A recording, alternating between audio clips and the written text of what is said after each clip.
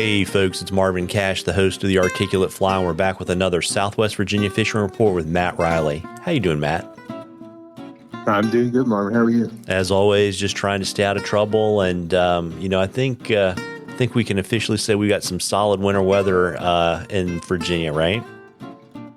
Yeah. It's we've had really pretty good weather. I mean, good, comfortable weather the last couple of weeks. 50s, 40s. But next week or so, I think our highs are going to be in the mid to upper 30s, maybe low 40s, depending on where you're at. Yeah, which, basically we were talking before we started recording would probably persuade most people to tie flies instead of chasing trout and smallmouth, but makes for pretty good muskie fishing. Yep. That's kind of going to be what we're focusing on for the next month or two. Yeah, so they've kind of moved into their spots, and I would imagine too, kind of with the rain you've had, you probably got decent flows and probably got that kind of stain that you really want to give you that kind of 5 to 6 feet of visibility, right?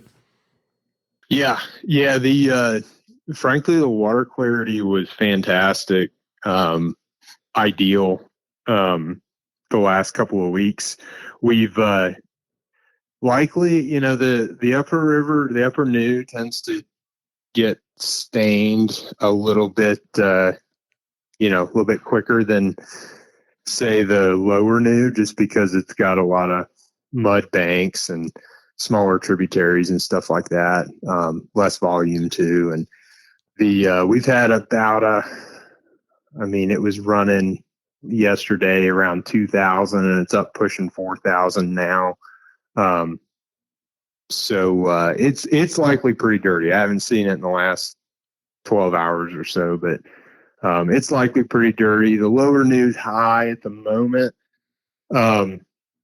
They're generating water just as a reaction to what's coming down river. But that's usually going to clear first if it gets dirty at all. So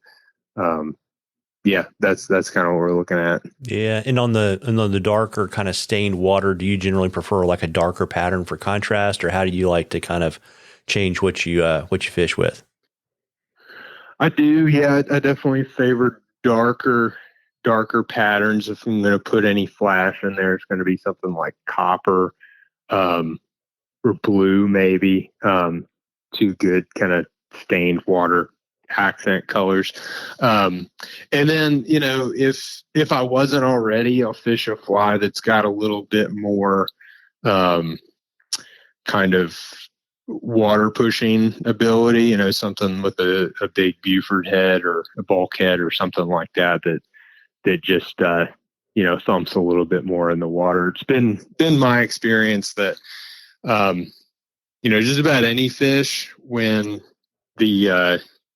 when the clarity deteriorates, they begin to rely really heavily on their lateral line, and then they in some cases kind of have to pounce on things if they sense them nearby and they're looking for something to eat. So something that puts out a good kind of sonic profile is always good too. Yeah, got it. And got a question from Daniel, and Daniel's an optimist because he kind of wanted to get your thoughts on muskie handling gear, in terms of nets, cradles, pliers, jaw spreaders. So he's got to have faith and believe, right? Yeah, it's a funny concept. I got a text from one of my good clients a couple of days ago. He's got his own boat and does some fishing over in Tennessee. They went out muskie fishing for the first time. They caught a fish, and he sent me a picture of them, basically hand lining it in and tailing the fish. And my first comment was, "You boys need a net." But then I'm thinking, it's kind of a joke as a first time muskie angler to have a net in the boat, because you're definitely not expecting to catch a fish in most cases. But that said, there's several aspects to safe muskie handling, and it's a really good concept to be aware of. In terms of landing gear, cradles and nets are definitely the two kind of main camps. I am a net guy. Cradles take up less room, but I have used cradles in the past, and I've had, too many situations where, like, we've got a fish right beside the boat, but it's still pretty green, but it's not hooked super well. And getting that fish in a cradle and not having them slide out or throw the hook is kind of a nerve-wracking experience. Or God forbid, you get them in the cradle and then they get a hook snagged in it and then they flop out, and it just, there's a lot of things that can go wrong. I like having a net. If I have room for it, I like a net that has a fixed bag, fixed handle, so that if, we get a surprise eat right beside the boat or in the figure eight or something like that, and the fish is just head shaking and gator rolling beside the boat, I can just stand up and net it real quick.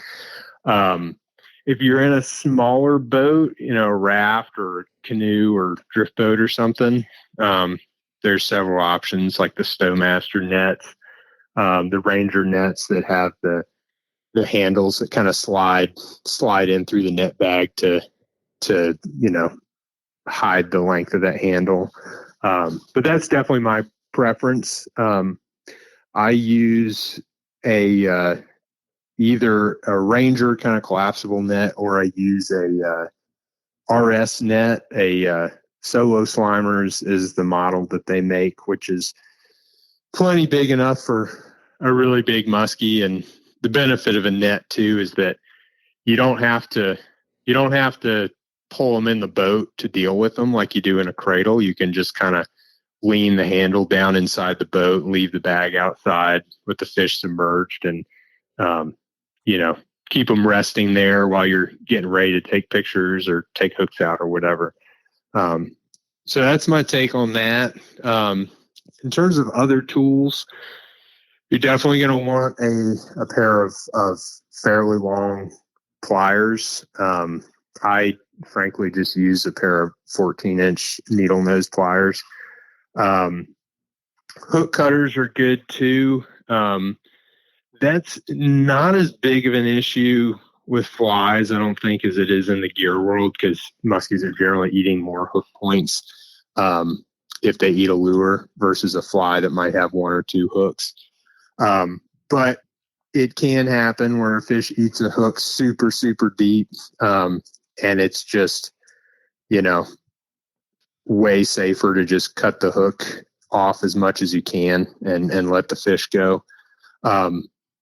They're also helpful for if, God forbid, you get a hook in you and you need to free something up. Jaw spreaders I carry just because, at some point it might be necessary to use them. I have, as of yet, really not had to use them very often. For the most part, if you're fishing a fly that has a single hook in it or two hooks, but the middle hook is placed far enough away from the front hook that when the fish eats the fly, they really get just the middle hook. You tend to get them in the corner of the mouth, and you don't even really need them to open their mouth to get the hook out. So again, probably more relevant in the conventional world, but still worth having. And then what else? I definitely carry, I carry a fish handling glove as well, which I hardly ever use, but again, better safe than sorry. Something good to have. And I think that about covers it. That's about all that I carry. And like you said, it's definitely worth having those things before you got a fish that you have to deal with. And you can realistically buy, jaw spreaders, hook cutters, pliers. I bet you can buy all those for less than $30, $40, so not a huge investment, but definitely worth having. Yeah, probably worth a few Band-Aids and some Neosporin too, right? That too. I've had a couple of muskie bites, do some crazy things, get infected, and it's not fun. Yeah, they have those sharp little teeth, and then I guess they have like an anticoagulant kind of in their saliva, which makes you just bleed like a stuck pig if you get nicked. Yeah, and they're sharp enough that it's one of those things you generally don't really notice in the moment. It's a while later you realize that you're bleeding and you got a pretty nice cut on your finger. Yeah.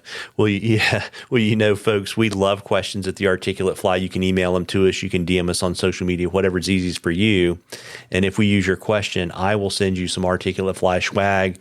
And then, for drawing for some cool stuff from Matt at the end of the season, which is coming up. And, Matt, this will be our last fishing report for 2022. And if I remember correctly, you were running a special for gift certificates. Am I correct on that, for kind of through the year for folks for Christmas? Yeah. So, I do gift certificates year round, but Christmas is kind of the hot relevant time for that. But yeah, shoot, we're only 10, 11 days out from Christmas. So, if that's something you're interested in, definitely get in touch with me. We'll get you set up. Very cool. You want to let folks know kind of what your guide calendar looks like. So if they want to kind of maybe soft circle some dates for the holidays and as well. Sure. Yeah. So, we are, got some days open in January, few in February, one or two in early March, and then we're on to smallmouth season. And, that's still fairly wide open. It'll start filling up here pretty quick in a week or two. Some of those kind of prime summertime dates are already, I think August is almost booked already. September is the same way. So, it's never too early to book. Especially if you're particular about time frames you want to fish. So, reach out if you've got one of those. And like I said, we'll get you taken care of. And you can reach out via my website or phone number, email, all that's at mattreillyflyfishing.com. Yeah. And the good news too, right? Always good to catch guides and outfitters before they do their tour of fly fishing shows, because the selection is way better. It is. And then, again,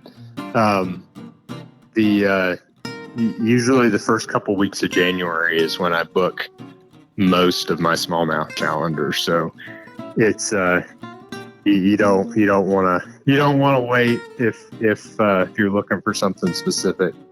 Yeah. And, folks, we're going to see you on the other side in 2023. And I want to wish all of you a Merry Christmas and a Happy New Year. Merry Christmas and Happy New Year, Matt. Yeah. Merry Christmas.